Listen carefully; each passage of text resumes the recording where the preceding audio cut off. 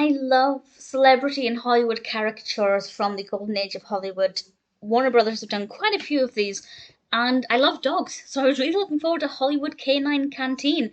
But honestly, I thought it was pretty terrible. This is a 1946 cartoon directed by Robert McKimson and written by Warren Foster, with voices provided by a whole host of great individuals, including Bea Benaderet, Sara Berner, and Mel Blanc, Richard Bickenbach, Stan Freberg, and Arthur Lake. And I actually watched this twice. Before I even talk about the caricatures themselves, I watched it once and got to the end of it and thought I didn't retain most of that, even though I was watching it properly. So I had to go back and watch it again, and I kind of wish I didn't because it isn't very good. The concept's interesting enough. We have these dogs who are impersonating various Hollywood actors from the time, and the music in it is not too bad. And it's not badly animated either, although I guess when you think, well, if the caricatures aren't recognisable, maybe it is badly animated.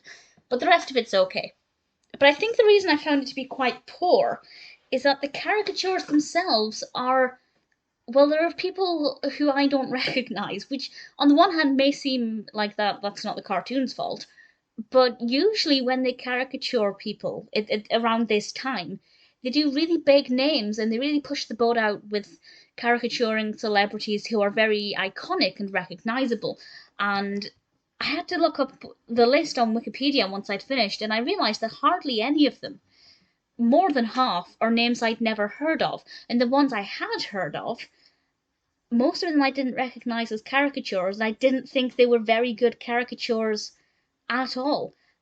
Which again is not that usual for Warner Brothers cartoons, because when they have caricatured these people before, I don't want to say who they are in case you decide to watch this, although I will mention one in a moment.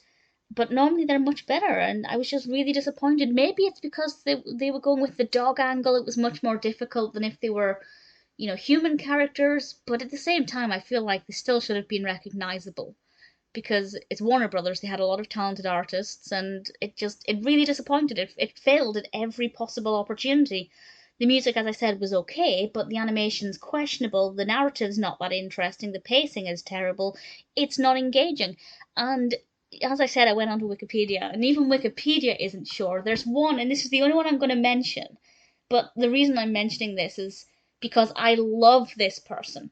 Towards the end, there's a female dog character, and Wikipedia says, and I quote, possibly Katharine Hepburn. Now, I will say 100% that is not a caricature of Katharine Hepburn. It definitely isn't. It can't be.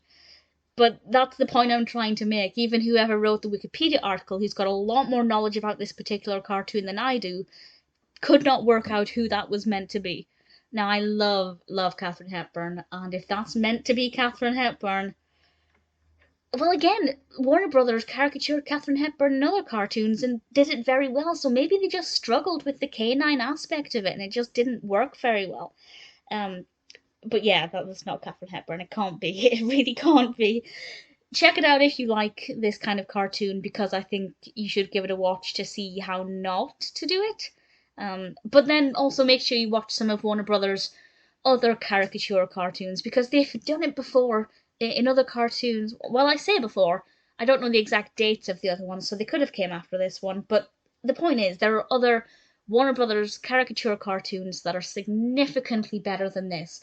If this is the first and only one you've seen, don't let it put you off the others, because usually they're pretty good.